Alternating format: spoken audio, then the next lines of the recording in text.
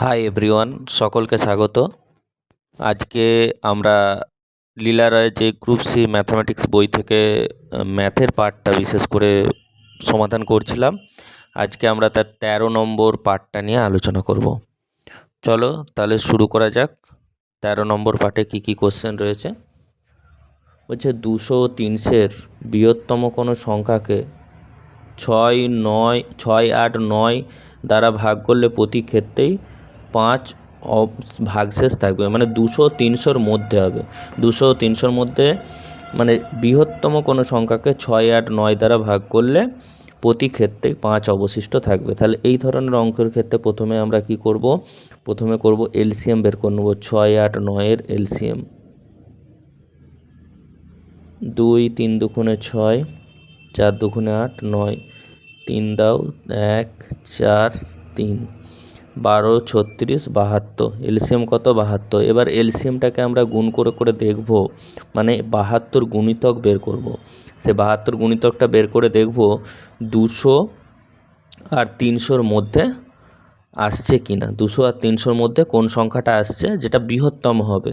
বৃহত্তম সংখ্যাটাকে আমরা নেব। তাহলে এখানে 72 দিয়ে যদি আমি 2 গুণ করি 144 আসবে।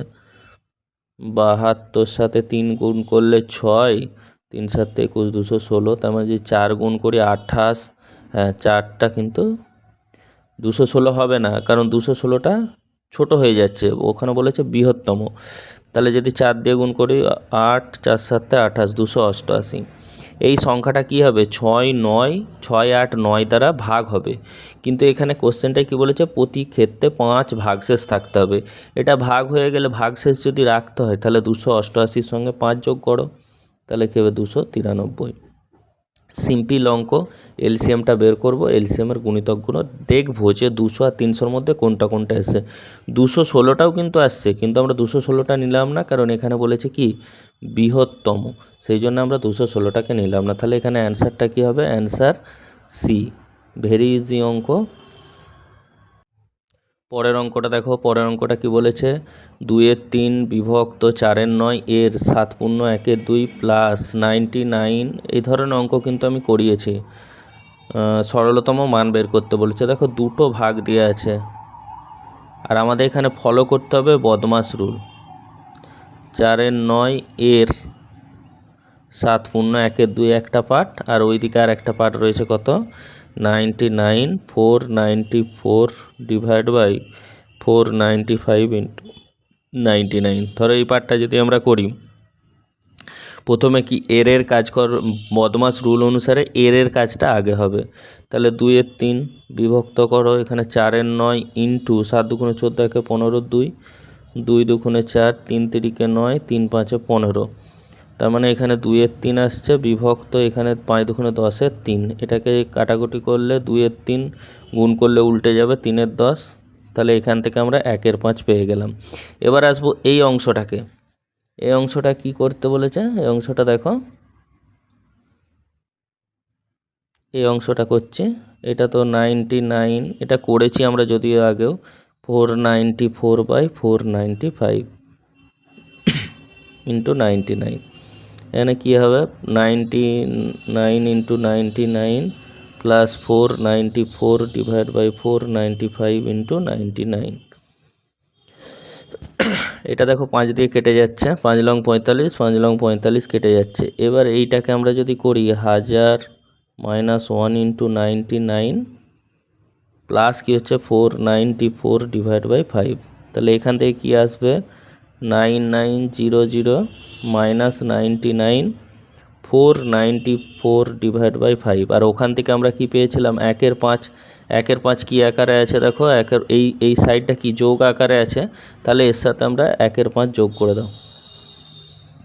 1-এর 5টা ওইটা থেকে পেয়েছিলাম, যোগ করে দাও। এবার 9900 মাইনাস 99, এই দুটোকে করলে কী হয়? 5 যেহেতু এলসিএম, তাহলে 5 নিচে 5 রয়ে গেল, আর উপরে কত আসবে? 495 প্লাস 1, 494 প্লাস 1, তার মানে 495। এটা কাটাকুটি করলে কত হবে? 99।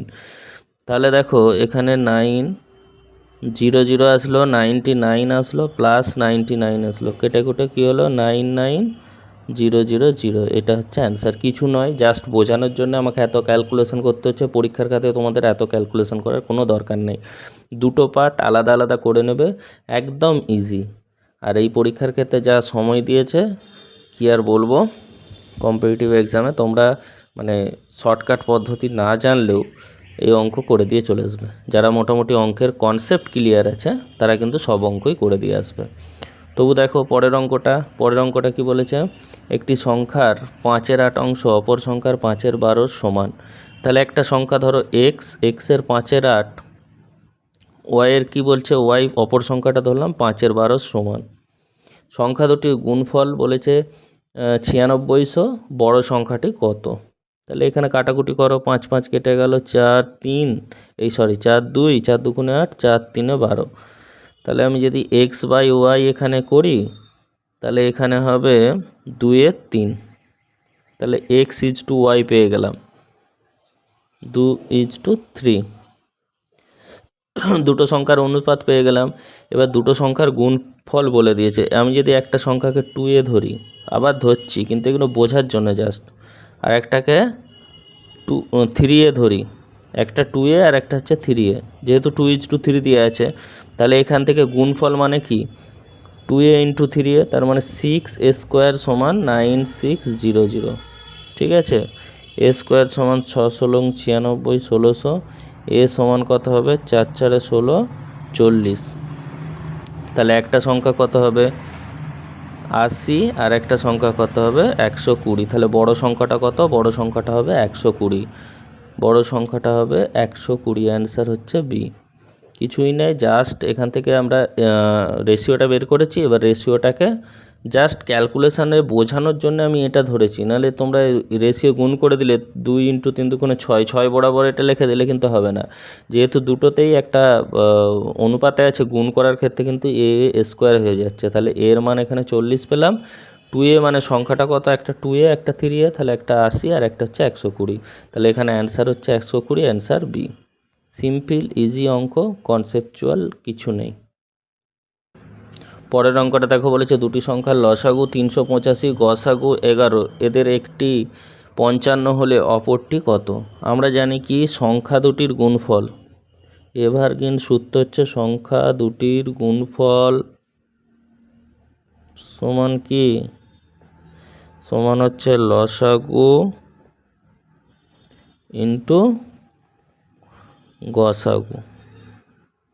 ঠিক আছে, তাহলে এখানে কি বলেছে, সংখ্যা দুটির লসাগু গসাগু দিয়ে আছে। একটা সংখ্যা 15, আমি ধরে নিলাম অপরটা এক্স, তাহলে 55 × x সংখ্যা দুটির গুণফল।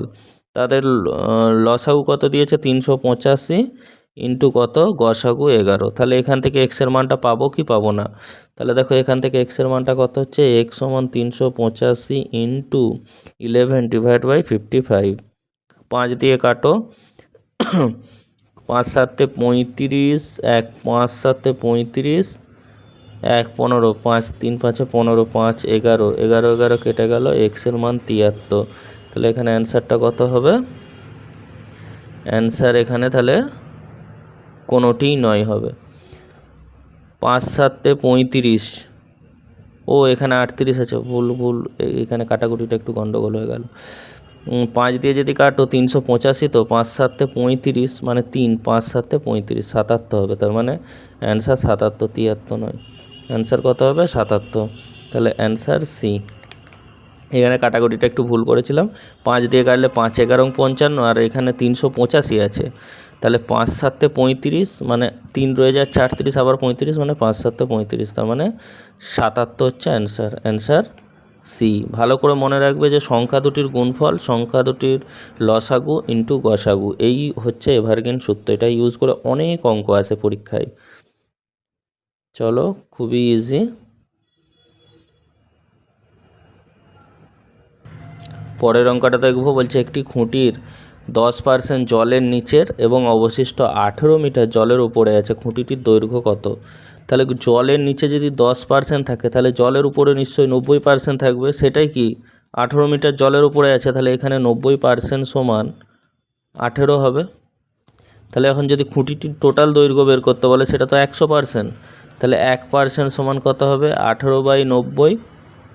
আর 100%-এর মান কত হবে? 18/90 ইন্টু 100, একটা শূন্য কেটে গেল, 9 2 সমান 20 মিটার। তাহলে খুঁটিটির দৈর্ঘ্য কত হবে? 20 মিটার। অ্যান্সার কত? Answer C. পরের অঙ্কটা দেখব। পরের অঙ্কটা একদমই ইজি, এক লাইনে করা যাবে।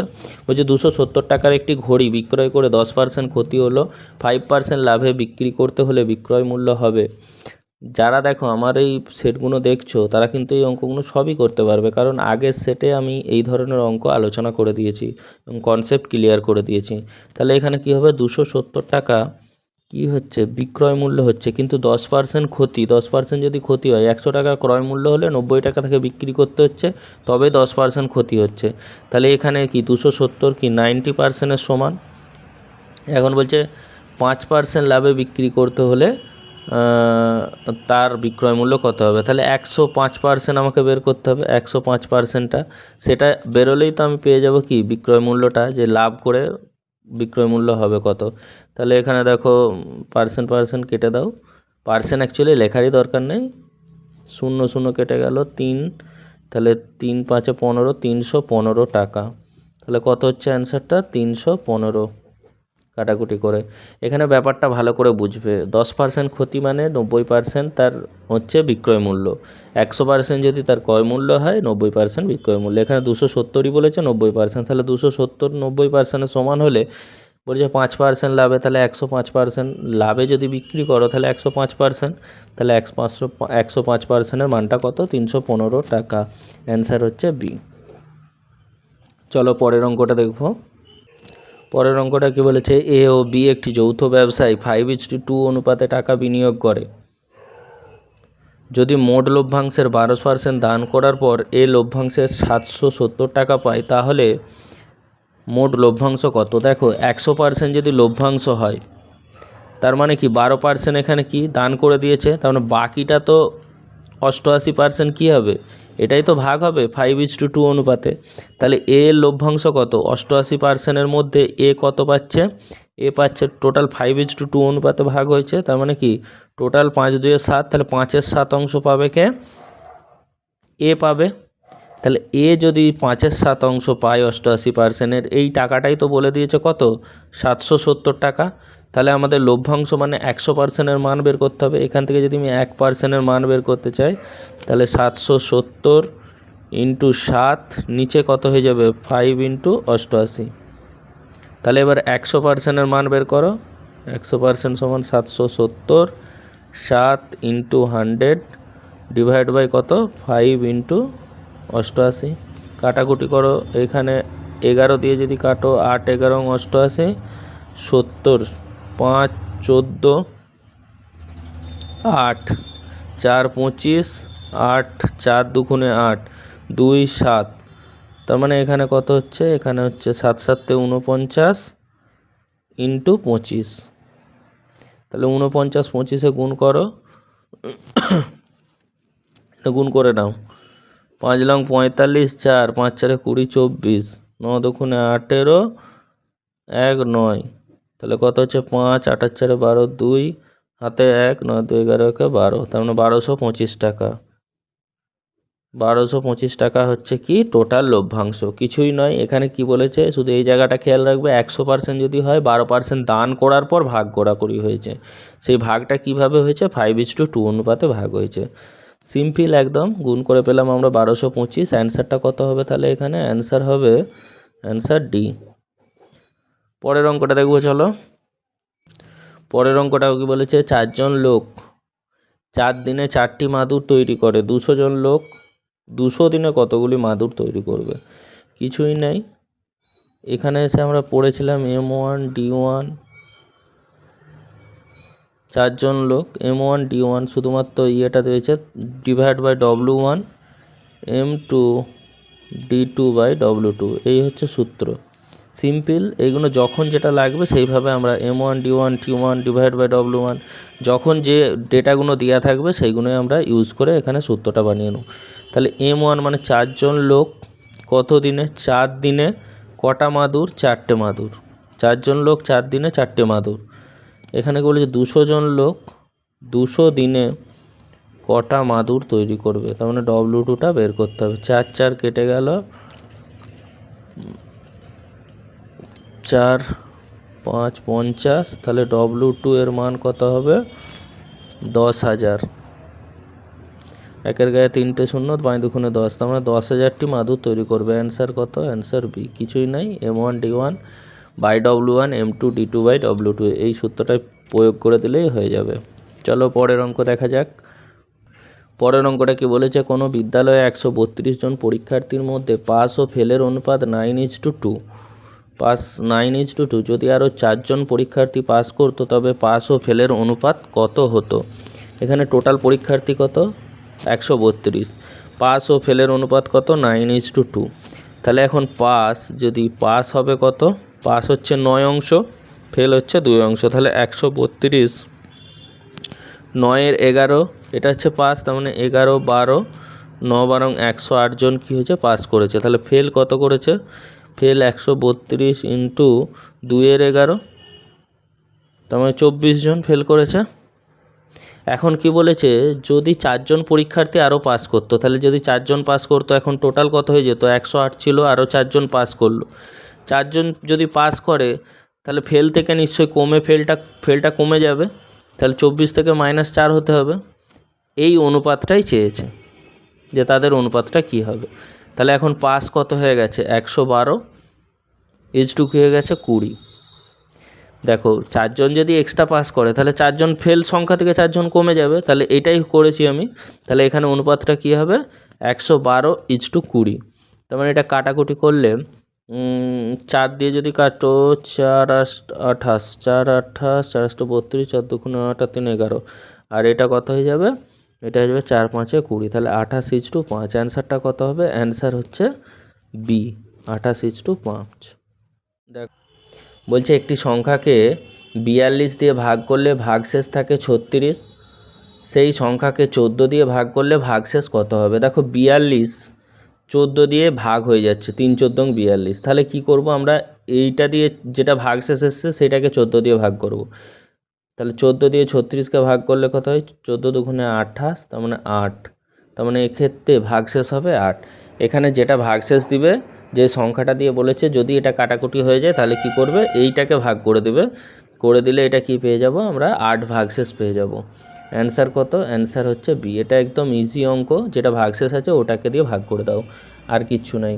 এবার বলছে গণিত পরীক্ষায় 5 জন ছাত্রের, পরের অঙ্কটা দেখো, গণিত পরীক্ষায় 5 জন ছাত্রের প্রাপ্ত নম্বর পরপর 5টি অযুগ্ম সংখ্যা, ওদের মোট নাম্বার 185 হলে সর্বোচ্চ প্রাপ্ত নম্বর কত? দেখো 5 জন পরপর বলেছে, ভালো করে বোঝো, অঙ্কটা একটু বোঝার আছে। কি বলেছে? গণিত পরীক্ষায় 5 জন আছে, সংখ্যা কত? 5 জন। এবার ধরো 5 জনের মোট নাম্বার দিয়ে দিয়েছে 185। এবার বলছে সর্বোচ্চ নাম্বারটা কত? 1 2 3 4 5 জন। এবার আমি যদি এই 5 জনের গড়টা বের করি, 5 3 15, 5 7 35, এটা হচ্ছে 37। এই গড়টা কী হবে? সবসময় অযুগ্ম সংখ্যা, যেহেতু এটা 5, তার মিডিল নাম্বারটা হয় কি হচ্ছে ওই সিরিজটা গড়, যেহেতু পরপর দেওয়া আছে সংখ্যাটা, তাদের মধ্যে ডিফারেন্সটা কি? সেম। তাহলে এখানে কি হচ্ছে? এই যে মিডিল নাম্বারটা কি হয়ে গেল? এই মিডিল নাম্বারটা আমরা পেয়ে গেলাম এই সিরিজটার, এইদিকে এইটা, তার মানে এখান থেকে শুরু হয়েছে এখানে শেষ হয়েছে। তাহলে এখানে যদি আমরা সর্বোচ্চ নাম্বারটা পেতে চাই তাহলে এর সঙ্গে কী করব? যেহেতু অযুগ্ম সংখ্যা বলেছে 2 যোগ করব, এটা হলো 39, এর সঙ্গে 2 যোগ করব, হয়ে যাবে 41। তাহলে ওই যে সর্বোচ্চ প্রাপ্ত নম্বর সেটা কত হয়ে যাবে? 41। ভালো করে অঙ্কটা বোঝো, খুবই ভালো অঙ্ক। গণিত পরীক্ষায় 5 জনের প্রাপ্ত নম্বর পরপর 5টি অযুগ্ম সংখ্যা বলেছে। অযুগ্ম সংখ্যার ক্ষেত্রে ডিফারেন্সটা কত হয়? 2 হয়। ওদের মোট নাম্বার 185 হলে সর্বোচ্চ প্রাপ্ত নম্বর। মোট নম্বর যদি 185 হয়, তাদের যদি আমরা গড় বের করি, গড় সবসময় তার মিডিল নাম্বারটা হবে ওই সিরিজটার, যেহেতু এখানে 5টা সংখ্যা আছে। তাহলে এই মিডিল নাম্বারটা আমরা পেয়ে গেলাম, এরপরের দুটো সংখ্যা আমরা 2 যোগ করে পেয়ে গেলাম, তাহলে সর্বোচ্চ নম্বরটা কত হয়ে যাবে? 41। অ্যান্সার কত? Answer C. পরের অঙ্কটা কি বলেছে, প্রথম 2 ঘন্টায় একটি বাস তার যাত্রাপথের 21 অংশ, 26 অংশ ও তৃতীয় ঘন্টায় 45 কিমি যায় এবং যাত্রাপথের 23 অংশ বাকি থাকে, তাহলে বাসটির যাত্রাপথের দূরত্ব কত? এই যেহেতু অংশ দিয়ে দিয়েছে, আমরা যদি টোটাল অংশটাকে 100 ধরে নিই, যে 100 অংশ কি টোটাল আছে, তাহলে এখান থেকে যে অংশটা তৃতীয় ঘন্টায় 45 কিমি যায়, তাহলে এই অংশটা বাকি থাকছে, এই অংশগুলো যোগ করে যদি আমি 100 থেকে বিয়োগ করি, তাহলে তৃতীয় ঘন্টায় কত কিমি যাচ্ছে সেটা পেয়ে যাব। তাহলে এখানে 21, 26 আর 23, তাহলে যোগ করো 40, 49, 49, 50, 21, 70, তাহলে 70 বিয়োগ করলে এখানে কত হচ্ছে 30 অংশ। তাহলে 30 অংশ যেটা পড়ে আছে, সেই 30 অংশটাই কি, অংশটাই হচ্ছে 45 কিলোমিটারের সমান। ভালো করে বোঝো, এখানে বলেছে প্রথম 2 ঘন্টায় তার যাত্রাপথের 21 অংশ গেছে, 26 অংশ চলে গেছে, আর তৃতীয় ঘন্টায় গেছে 45 কিমি, কিন্তু যাত্রাপথের বাকি 23 অংশ রয়ে যাচ্ছে। তাহলে আমি যদি টোটালটা 100 অংশ ধরে নিয়ে এটা বিয়োগ করি, তাহলে কি হচ্ছে, তৃতীয় ঘন্টায় যে অংশটা গেছে অর্থাৎ 30 অংশ, সেটা কি 45 কিমির সমান। এবার আমরা যাত্রাপথের মোট দূরত্ব কি 100 অংশ, তাহলে 1 অংশ সমান 45/30, আর 100 অংশ মানে কত হচ্ছে 45/30 ইন্টু 100, 0 0 কেটে গেল, 3 15 45, 150 কিলোমিটার। এটা হচ্ছে অ্যান্সার। কিছুই নয়, সিম্পল অঙ্ক, এত কিছু করার দরকার নেই। অঙ্কগুলো করতে করতে যখন প্র্যাকটিস হয়ে যাবে, দেখবে তুমি এক লাইনে, আমি তোমাদের বোঝানোর জন্য এত কিছু লেখালেখি করছি। চলো পরের অঙ্কটা দেখব। পরের অঙ্কটা কি বলেছে, পরের অঙ্কটা বলেছে 1/1/2, 2/2/3, 3/3/4, 4/4/5 সংখ্যাগুলির মধ্যে বৃহত্তম ক্ষুদ্রতম সংখ্যা দুটির যোগফল কত? এ দেখো 1/1/2, তার মানে কি, এটা 2 আসবে।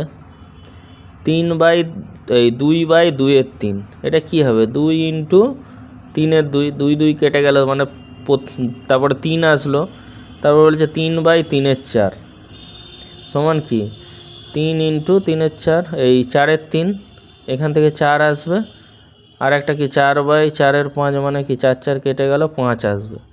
তাহলে এখান থেকে বড়টা কোনটা 5 আর ছোটোটা কোনটা 2, তাহলে 5 + 2 যদি যোগ করো 7।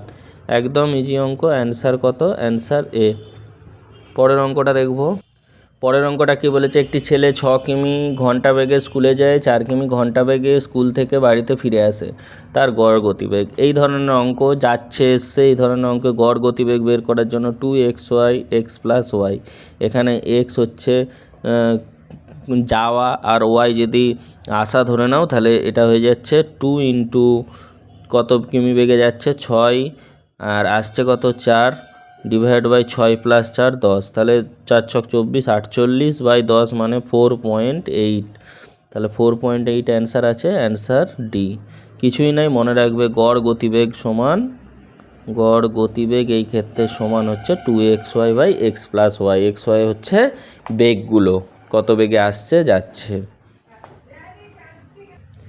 নেক্সট পরের অঙ্কটা দেখব, বিক্রয় মূল্যের ওপর 25% লাভ হলে ক্রয় মূল্যের ওপর শতকরা লাভ কত? তাহলে বিক্রয় মূল্যের ওপর 25% লাভ, 25% ইকুয়াল টু 1/4। আমরা কি জানি 25% ইকুয়াল টু 1/4। তাহলে এখানে বিক্রয় মূল্য আর ক্রয় মূল্যের অনুপাতটা কত হবে? ক্রয় মূল্য যদি ধরি, এখানে কি পেলাম 25% ইকুয়াল টু 1/4, আমরা ভগ্নাংশে করে নিলাম। এখন কি বলেছে, বিক্রয় মূল্যের ওপর লাভ, তার মানে বিক্রয় মূল্য যদি 4 টাকা হয়, তাহলে ক্রয় মূল্য অবভিয়াসলি 3 টাকা হতে হবে, তবেই তো আমি 25% লাভ করতে পারবো বিক্রয় মূল্যের ওপর।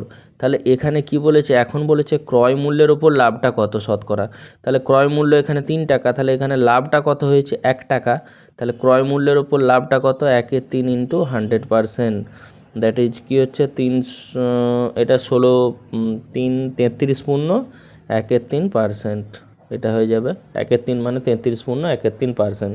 কী করলাম, বিক্রয় মূল্যের ওপর লাভ বলেছে, ভালো করে বুঝবে। 25% ইকুয়াল টু 1/4, তাহলে বিক্রয় মূল্য 4 টাকা হলে ক্রয় মূল্য কী হবে 3 টাকা। তাহলে এখানে লাভটা কত হচ্ছে, লাভ তো একই থাকছে 1 টাকা, কিন্তু বলেছে ক্রয় মূল্যের ওপর লাভ বের করতে। আগে আমরা বিক্রয় মূল্যের ওপর লাভ বের করেছি, তাহলে ক্রয় মূল্যের ওপর লাভ হলে এখানে ক্রয় মূল্য 3 টাকা, তাহলে 1/3 ইন্টু 1 টাকা লাভ, 1/3 ইন্টু 100%, 33 পূর্ণ 1/3%। পরের অঙ্কটা দেখব নেক্সট কি বলেছে। পরের অঙ্কটা কি বলেছে, এ বি ও সি হলো একটি কোম্পানির 3টি অংশীদার। কোনো একটি বছরে এ মোট লাভের 1/3 বি মোট লাভের 1/4 পেল এবং সি অবশিষ্টাংশ লভ্যাংশ 5,000 টাকা পেল। এ কত টাকা পেয়েছিল?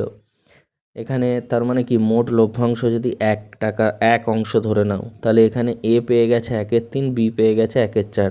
তাহলে 1 থেকে এই অংশটা বাদ দাও, 1/3 প্লাস 1/4 সমান কত হবে?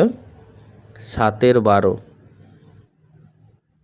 1 - 4, 3 × 4 = 12, নিচে 4 আর 3 7 যোগ করে এটা হচ্ছে 1/12। তাহলে এখান থেকে আসবে 12 - 7 5/12। এই 5/12 অংশটা কে পাবে?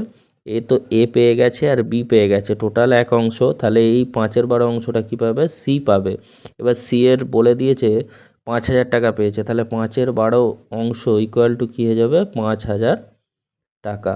5/12 অংশ ইকুয়াল টু কী হয়ে যাবে? 5,000 টাকা।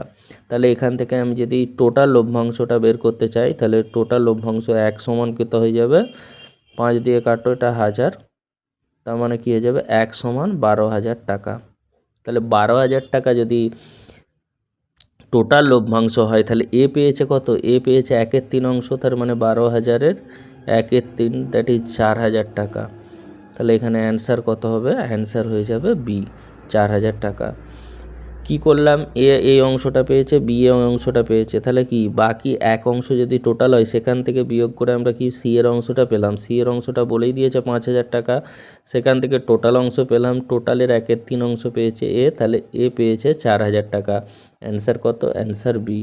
চলো পরের অঙ্কটা দেখব। পরের অঙ্কটা কি বলেছে, এক্স ও ওয়াই দুটি সংখ্যার গসাগু লসাগু যথাক্রমে 5 এবং 200। যদি এক্স প্লাস ওয়াই 65 হয়, তাহলে 1/x plus 1/y, 1/x plus 1/y এটা সমান কি হতে পারে? এক্স প্লাস y/xy যদি এলসিএম করো, তাহলে এখানে এক্স প্লাস ওয়াইয়ের মান দেওয়া আছে কত? 65। আর আমরা কি জানি যে দুটি সংখ্যার গুণফল তাদের লসাগু গসাগুর গুণফল। তাহলে এখানে লসাগু দেওয়া আছে কত? গসাগু দেওয়া আছে 5 আর লসাগু দেওয়া আছে 200। তাহলে এখানে এক্স ওয়াইটা সমান কী হয়ে যাবে? এক্স ওয়াই হয়ে যাবে 5 × 200। তাহলে যেহেতু আমরা কি জানি, লসাগু ইন্টু গসাগু ইকুয়াল টু সংখ্যা দুটির গুণফল। এখানে এক্স ওয়াই দুটো সংখ্যা, তাহলে এক্স ওয়াই গুণফলটা কী হবে? 5 × 200। তাহলে এখানে 5 13 65, তার মানে কত হচ্ছে? 13/200। অ্যান্সার হয়ে যাবে 13/200, অ্যান্সার এ। কিছু নেই, সিম্পল, শুধু ওই কনসেপ্টটাই, সংখ্যা দুটির গুণফল ইকুয়াল টু সংখ্যা দুটির লসাগু ইন্টু গসাগু। চলো পরের অঙ্কটা দেখব। পরের অঙ্কটা দেখো। পরের অঙ্কটা কি বলেছে, যদি 12 জন শ্রমিক প্রতিদিন 7 ঘন্টা কাজ করে 28 দিন সময় নেয় একটি কাজ শেষ করতে, তাহলে 14 জন শ্রমিকের প্রতিদিন 4 ঘন্টা করে কাজ করে ওই একই কাজ শেষ করতে কতদিন সময় লাগবে? এক্ষেত্রে আমরা সূত্রটা কি জানি? M1 D1 into T1 equal to M2 D2 T2। যেহেতু ওয়ার্কটা এক, তাই নিচে আমরা ওয়ার্কটা লিখবো না। তাহলে এক্ষেত্রে M1 কত? 12 জন শ্রমিক 28 দিন 7 ঘন্টা করে কাজ করছে, তাহলে পরে 14 জন শ্রমিক প্রতিদিন 4 ঘন্টা করে কাজ করে কতদিন সময় লাগবে? D2-র মানটা আমরা বের করব। তাহলে 14 2 4 3, তাহলে D2 ইকুয়াল টু কত হয়ে যাবে? 6 7 42। তাহলে অ্যান্সার কত হবে? অ্যান্সার হবে এ, 42 দিন। সিম্পল, একদম সিম্পল অঙ্ক, শুধু এই সূত্রটা কিন্তু মাথায় রাখতে হবে, আর অঙ্ক কষতে কষতে এই সূত্র মাথায় চলে আসবে। চলো পরের অঙ্কটা দেখব। পরের অঙ্কটা কি বলেছে, একটি শ্রেণীর 15 জন ছাত্রের গড় বয়স 14 বছর। 16 বছর বয়সের একটি ছাত্র চলে গেল। সেই শ্রেণীতে যদি 17 আর 13 বছর বয়সের 2 জন ছাত্র ভর্তি হয়, তবে ওই শ্রেণীতে ছাত্রদের গড় বয়স কত? স্টেপ বাই স্টেপ করে যাও। 15 জন ছাত্রের গড় বয়স দেওয়া আছে, তাহলে 15 জন ছাত্রের মোট বয়স কত? 15 × 14, তার মানে 150 প্লাস 60, তার মানে 210 টোটাল। এখান থেকে কী হচ্ছে, 16 বছর বয়সের একজন চলে গেল, 16 বছর বয়সের একজন চলে গেছে, তার মানে 194 জন এখন রয়েছে। এবার এখানে উপস্থিত হয়ে গেছে, তাহলে 16 বছরে একজন চলে গেলে এখন কতজন? 14 জন। 15 জন থেকে একজন চলে গেল, 14 জন রয়েছে। এখন দুজন ঢুকেছে 17 প্লাস 13 বছর বয়সের। তাহলে এখানে টোটাল কত হয়ে গেল? টোটাল বয়স হয়ে গেল 224 বছর। এখন এখানে কি হয়েছে? 14 জন, একজন কমে গিয়ে 14 জন হয়ে গেছে, কিন্তু দুজন ঢুকে গেছে আবার, তাহলে এখন 16 জন। তাহলে ওই শ্রেণীতে ছাত্রদের গড় বয়স কত হয়ে যাবে? 224 টোটাল বয়স। এখন মানে এখন ছাত্র সংখ্যা কত? 16। তাহলে 1 16 16, 4 16 64, তাহলে 14 জন হচ্ছে গড়। মানে ওই শ্রেণীতে ছাত্রদের বয়সের গড় হচ্ছে 14 বছর। কিছু না, স্টেপ বাই স্টেপ অঙ্কেতে যা বলেছে সেইগুলো সমাধান করে গেলেই অঙ্কটা আমরা করতে পারবো। চলো লাস্ট 49 লাস্ট অঙ্কটা কি বলেছে? লাস্ট অঙ্কটা বলেছে বার্ষিক 10% সরল সুদের হারে কত দিনে কোনো টাকা 3 গুণ হবে। এই অঙ্ক আমরা আগের সেটেও করেছি, ভেরি কনসেপচুয়াল অঙ্ক। এক্ষেত্রে আমি বলেছিলাম একটা জিনিসই মনে রাখবে, বার্ষিক সুদের হার আর সমান time -1 divide by T into 100।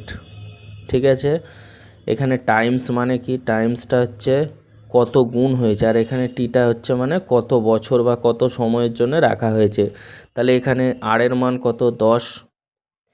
10% বলে দিয়েছে আর এর মান। টাইমস মানে কত বছরে কত গুণ হবে বলেছে? 3 গুণ। তাহলে 3 - 1 ডিভাইড বাই টি ইন্টু কত হচ্ছে? 100। তাহলে এটা কাটলে 10, আর এখান থেকে 3 - 1 2, 10 মানে 20। তাহলে এখান থেকে টি এর মান কত পাবো? টি সমান 20 বছর। তাহলে 20 বছরে বার্ষিক 10% সরল সুদের হারে কোনো টাকা 3 গুণ হবে। অ্যান্সার কত? অ্যান্সার হচ্ছে সি। এইটা মনে রাখবে, R equal to times -1 by T into 100। তাহলে এখানে যদি কোনো সময় টাইম দেওয়া থাকে সেখান থেকে আর এর মানও পেয়ে যাব আমরা, আর এখান থেকে কত গুণ হচ্ছে এটাকে টাইমস, যেমন 3 গুণ বলেছে 3 বসিয়েছি, এখানে -1 ডিভাইড বাই 2, 10 10কে 10, আর এখানে 3 - 2 মানে 20।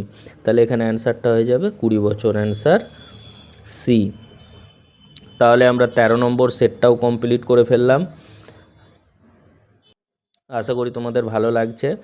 আমি যতটা সম্ভব কোশ্চেনের মাধ্যমেই তোমাদের কনসেপ্ট ক্লিয়ার করার চেষ্টা করছি এবং প্রতিটা কোশ্চেনের বেস্ট সলিউশন দেওয়ার চেষ্টা করছি। অবশ্যই ভালো লাগলে শেয়ার সাবস্ক্রাইব করে দিও, আর কোনো প্রবলেম হলে অবশ্যই কমেন্টে কিন্তু লিখতে ভুলবে না। সেই কোশ্চেনের আমরা কিন্তু আবার বোঝানোর জন্য ওখানে আমি লিখে দিতে পারি যে এইভাবে হয়েছে। চলো আবার পরের সেট নিয়ে হাজির হব, 14 নম্বর সেট। Stay tune.